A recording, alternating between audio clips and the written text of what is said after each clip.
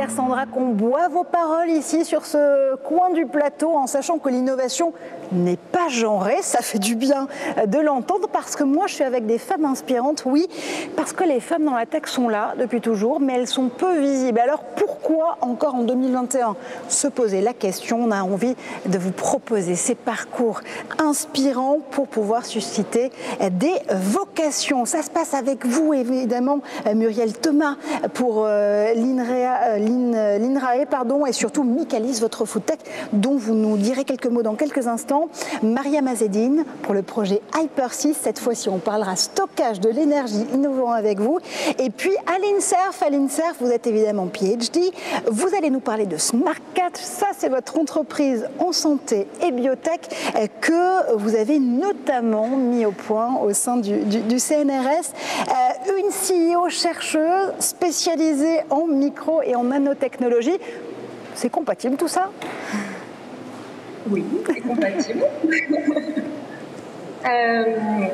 Eh bien, oui, ça fait partie de nos missions en tant que chercheur à CNRS. Donc, voilà, il y a bien sûr la mise au point d'innovation disruptive, mais aussi de pouvoir assurer leur transfert vers l'industrie. Donc, voilà, c'est un parcours tout à fait complémentaire et naturel pour nous.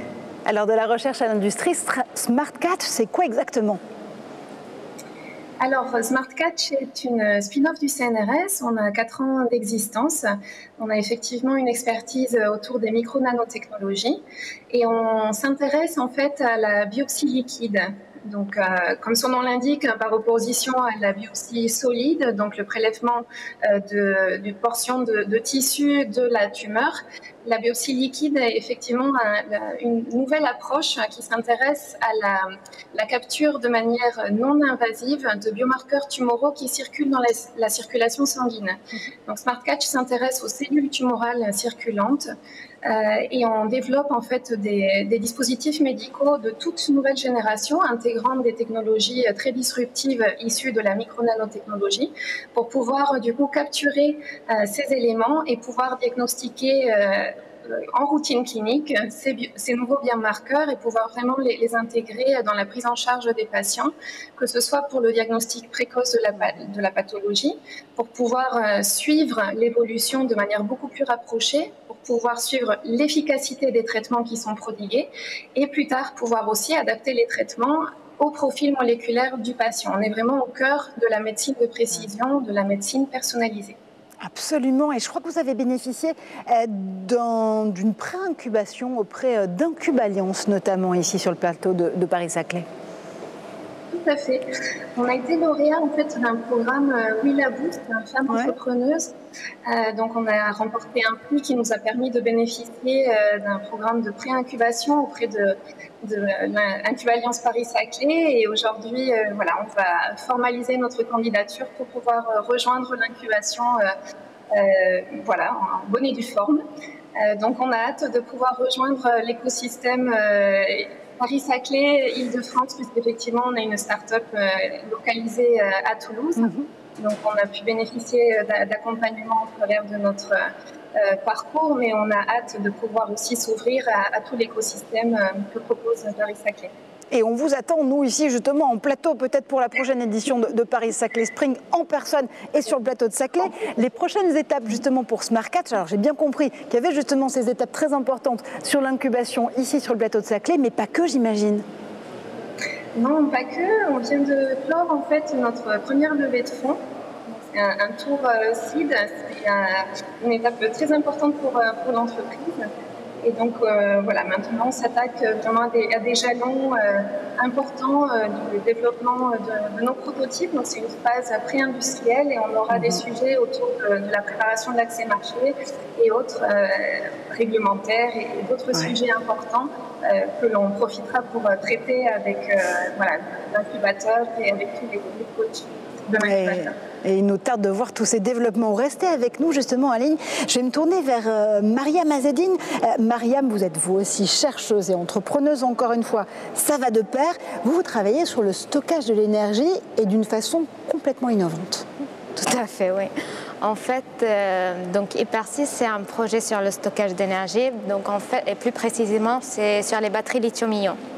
Donc ce qu'on essaye de faire, ce qu'on est en train de développer, c'est des électrodes avec des nouveaux matériaux, une nouvelle architecture et un nouveau procédé de fabrication.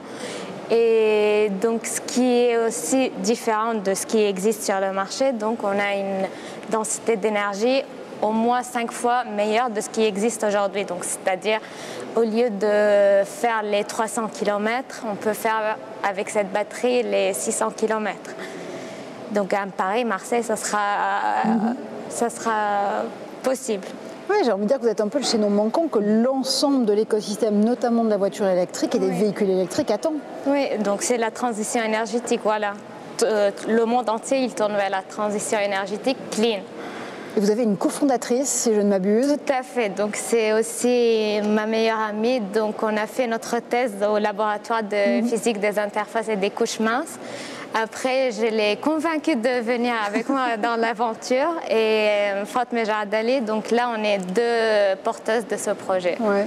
Il a fallu beaucoup la convaincre. Ou quand même, on se dit que quand on est chercheuse aujourd'hui, l'aventure entrepreneuriale, finalement, c'est un second réflexe. Oui, en fait, c'est parce que c'est tellement challenging, c'est tellement une technologie de rupture que c'est vraiment beau et c'est une très belle expérience à se mettre dedans. Donc non, c'était pas difficile à la convaincre.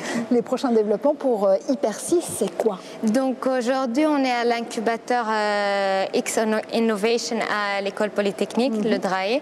Donc là, on est à l'incubateur et après, donc on va, grâce à l'incubateur, préparer notre première levée de fonds et créer la start-up d'ici la fin d'année. Bon, j'espère qu'on va vous retrouver dans le prochain Spring 50 pour pouvoir justement participer notamment au vote de l'audience et peut-être avoir ce prix coup de cœur qu'on va remettre tout à l'heure. Je reviens vers vous évidemment dans un instant parce que je voulais avoir quand même l'avis de Muriel. Muriel, vous êtes experte, chercheuse en nutrition et en microbiotique. C'est vrai qu'aujourd'hui, la microbiotique, ça a l'attention quasiment de tous les industriels. Vous devez être, j'imagine, assailli de demandes, mais ça fait quand même 30 ans que vous planchez sur le sujet, en l'occurrence. Vous lancez dans une entreprise, c'était logique là aussi, dans cette aventure-là? Oui, je suivrai un petit peu l'avis de mes consoeurs. En effet, oui, ça va de pair, c'est-à-dire que j'ai travaillé pendant longtemps dans un laboratoire de recherche, en effet, et puis on développe des choses qui ont un potentiel de transfert, donc on a envie de les accompagner aussi, ces choses-là, et non pas de les abandonner sur le chemin. Donc, en effet, ça fait partie en fait de notre activité. Sauf que moi, j'ai été un petit peu plus longue, il m'a fallu plus longtemps de recherche. Ce qui, justement, est intéressant parce qu'on voit bien que jusqu'à présent, on pensait qu'il y avait un paradoxe entre le temps long de la recherche et le temps un peu plus court de l'industrie. Aujourd'hui, on se rend compte que finalement, on peut tout aligner et réussir à remporter ses succès avec, justement, un timing qui se complète bien. Oui, je dirais que les étapes en fait de l'entrepreneuriat, c'est développer un projet, fédérer une équipe, trouver des financements et se battre pour des valeurs et pour une idée auquel on croit. Et donc pour aller vers un progrès. Et c'est aussi l'activité d'un labo. C'est exactement ce qu'on fait au labo. Je vois aussi Aline qui évidemment dit absolument, c'est aussi bien sûr ce qu'on fait dans les labos en Occitanie et tout bientôt sur le plateau de Saclay là aussi. J'avais envie d'avoir votre avis à toutes les trois parce que Muriel, vous avez des mots qui résonnent, en tout cas pour moi. Vous dites qu'il faut toujours oser penser et travailler différemment. Ça, c'est une seconde nature quand on est chercheuse et entrepreneuse? Je pense que le fait de se lancer dans une aventure comme ça, qui est nouvelle malgré tout, oui, ça force à quitter un petit peu son laboratoire. Moi, ça fait 30 ans que je suis dans un laboratoire, donc évidemment, ce n'est pas le même écosystème, ça ne va pas être les mêmes interlocuteurs, ni le même vocabulaire, et donc pas la même façon de penser. Voilà. C'est-à-dire qu'on ne s'attache pas que à l'idée, il faut également penser marché ou client, par exemple. Donc, Évidemment, il faut acquérir d'autres réflexes, mais ça aussi, c'est quelque chose qu'on doit se forcer à faire pendant une carrière de chercheur, en fait. Donc, ça va de pair, une fois de plus. Aline, cette façon de penser, cette façon d'oser, c'est finalement quelque chose que vous avez beaucoup vu peut-être chez d'autres consoeurs ou d'autres confrères, quand on peut penser par exemple au MIT ou à d'autres grands systèmes d'innovation qui vont plus traditionnellement, rapidement, de la recherche à l'industrie? C'est en train d'évoluer et très rapidement. En tout cas, je le ressens autour de moi. C'est vrai qu'aujourd'hui, on a beaucoup de cellules d'accompagnement avec beaucoup de formes qui proposent beaucoup de solutions pour être vraiment préparées, accompagnées et du coup oser plus facilement à faire le pas. Quand on est chercheur, on aime les challenges, on aime l'innovation et on sait innover sur tous les plans. Donc voilà, je ne me fais pas de soucis. Je pense qu'en France, on osera plus et il y aura. Oui, et puis c'est sain aussi parce que la réflexion scientifique, elle démarre par le doute. C'est sain de douter, c'est sain de se questionner.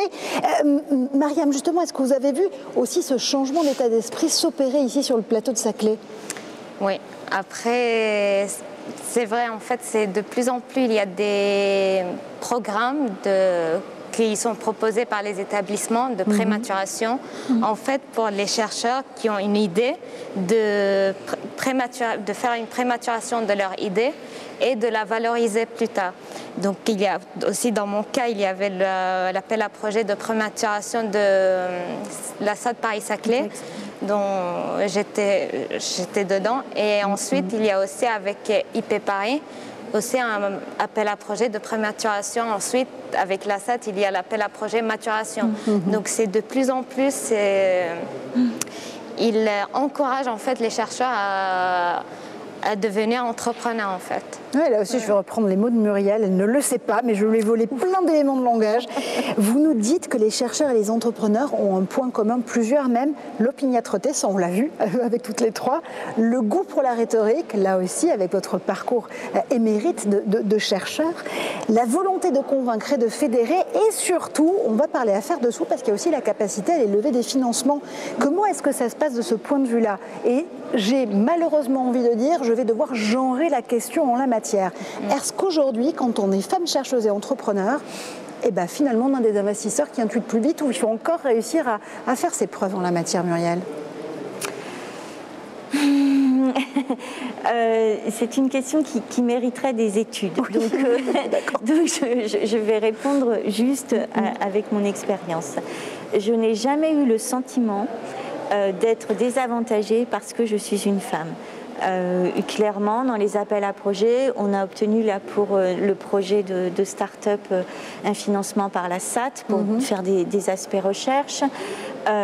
J'avais aussi obtenu des financements prématuration avant. Le projet est incubé à l'incubateur. Jamais, je n'ai eu le sentiment qu'être une femme était un frein. En revanche, il faut quand même bien regarder les chiffres et on s'aperçoit dans les chiffres, ou même là aujourd'hui, je regardais un petit peu autour de moi, la communauté est principalement masculine. Donc je ne sais pas expliquer la différence, en fait, le gap qu'il y a entre mon ressenti et les chiffres objectifs, mais clairement, il y a moins de femmes qui se lancent dans cette aventure-là. Et là, je crois qu'il faudrait des professionnels pour peut-être expliquer ça. Je ne sais pas. En tout cas, moi, je crois que ça fait partie, sans doute, il faut que je l'avoue quand même, d'une motivation.